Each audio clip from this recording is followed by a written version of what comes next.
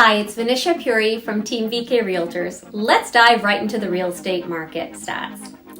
After a recent Champions kickoff, it put the real estate market more into perspective as to what is occurring currently and gave a better view of the months ahead. With the start of the new year, Bank of Canada increased their interest rate of 0.25% versus half or 3/4%. The increase seemed to have people thinking and getting more ramped up thinking about making decisions about their lives and their real estate needs. The decision Bank of Canada took could mean that they will likely pause in March and we may not see another rate increase, so this could be at the very tail end at the very least, if not the end of the rate increase cycle. Typically, there's about an 18-month cycle from the onset of strategic policy to control inflation by interest rate hikes to coming back down. More and more people will have certainty in the market and will be better to make decisions. Inventory in some pockets is still incredibly tight, and we predict it tightening further, like from what is being observed in certain price points in the micro markets. You see the behavior of the market really tightening up even further, which does this to prices as we will witness here. There is more momentum in the market and more buyers are now coming out who have been on the sidelines. Demand for housing continues to remain strong as active listings continue to be well below seasonal levels.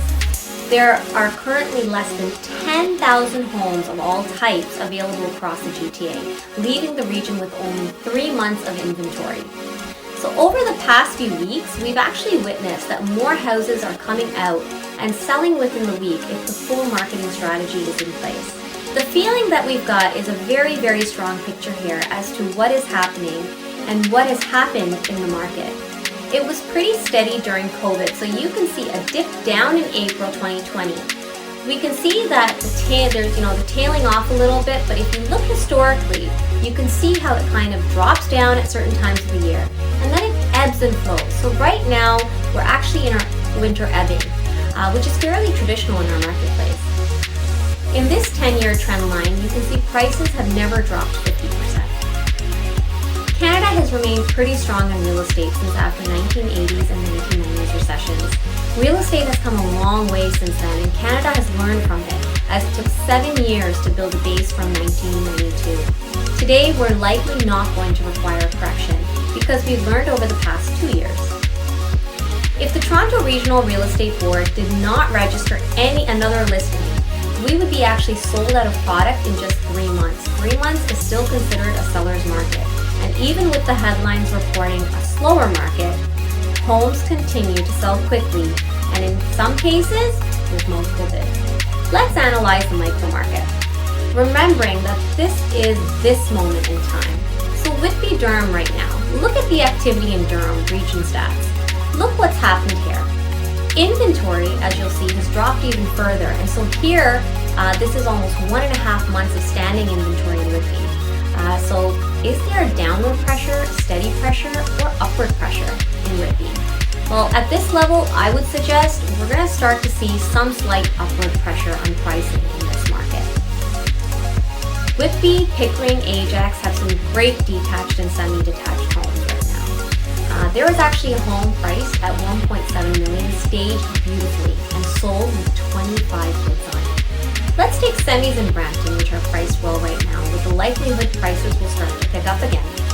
So if you analyze data, you will see supply and demand start to tighten up. And when you see this, pressure grows on prices. We may not see it grow like a rocket, but general growth occurs. So here is price projection over the next 5 years as an example. If you were to purchase a home today at $1.2 million, you can expect 3%, $36,000 in 1 year. Most of us keep our homes we live in for about 5 to 10 years respectively. At the Champions Kickoff, we had the privilege of having Alan Kiddle, Senior Vice President at Dominion Lending Center's Edge, give some insight on mortgage. So have homes really become expensive? Well, last year, February 2022, at a purchase price of $1 million with 2.5 interest rate on a monthly payment of $3,583, and today, the same property purchased at $800,000 with 5% interest rate has a very similar monthly payment of $3,722.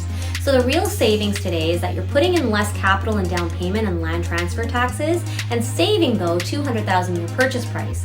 It's not a secret that interest rates will start to come down, but this buying opportunity for many homeowners or multiple property owners will not last long because Canadian economy is pretty strong with a huge demand of labor in the market, fortunately.